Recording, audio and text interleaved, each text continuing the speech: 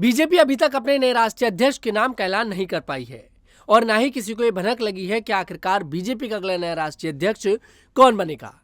लेकिन अब सूत्रों से एक जानकारी निकलकर सामने आ रही है। जानकारी ये है कि 20 अप्रैल के बाद भारतीय जनता पार्टी कभी भी अपने नए राष्ट्रीय अध्यक्ष के नाम का ऐलान कर सकती है। दरअसल बुधवार की शाम को प्रधानमंत्री मोदी के आवास पर एक बड़ी बैठक होती है। इस बैठक में गृह मंत्री अमित शाह, रक्षा मंत्री राजनाथ सिंह, पार्टी के राष्ट्रीय अध्यक्ष जेपी नड्डा और भारतीय जनता पार्टी के राष्ट्रीय महासचिव बीएल संतोष शामिल होते हैं। सूत्रों के अनुसार इस बैठक में भारतीय जनता पार्टी के नए राष्ट्रीय अध्यक्ष के नाम को लेकर चर्चा हुई।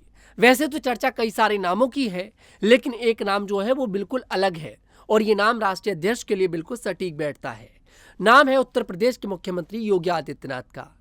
योगी आदित्यनाथ को लेकर ये चर्चा शुरुआत से चल रही है कि भारतीय जनता पार्टी उन्हें उत्तर प्रदेश से निकालकर केंद्र में ला सकती है। इसके पीछे की वजह सभी को पता है, 2029 का लोकसभा चुनाव। सब कहते हैं कि भारतीय जनता पार्टी 2029 का लोकसभा चुनाव योगी आदित्यनाथ के नाम पर लड़ेगी।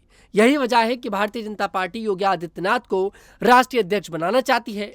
लेकिन सभी के मन में यह सवाल आता है कि ऐसा प्रधानमंत्री मोदी के साथ क्यों नहीं हुआ।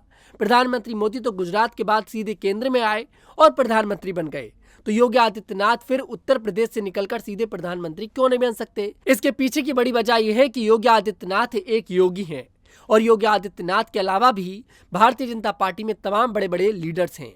चाहे आप बात कर लें शिवराज सिंह चौहान की या फिर नितिन गडकरी की। प्रधानमंत्री बनने का सपना कौन नहीं देखता। सब चाहते हैं कि हम प्रधानमंत्री बने।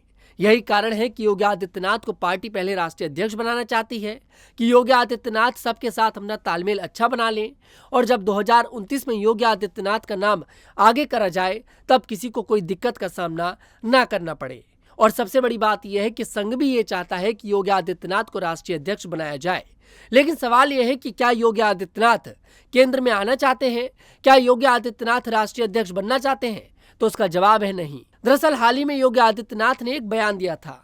बयान यह था कि लखनऊ से दिल्ली जाने से बेहतर है कि मैं लखनऊ से सीधे गोरखपुर चला जाऊं, अपने मठ में चला जाऊं। और योगी आदित्यनाथ यहीं पर नहीं रुकते हैं।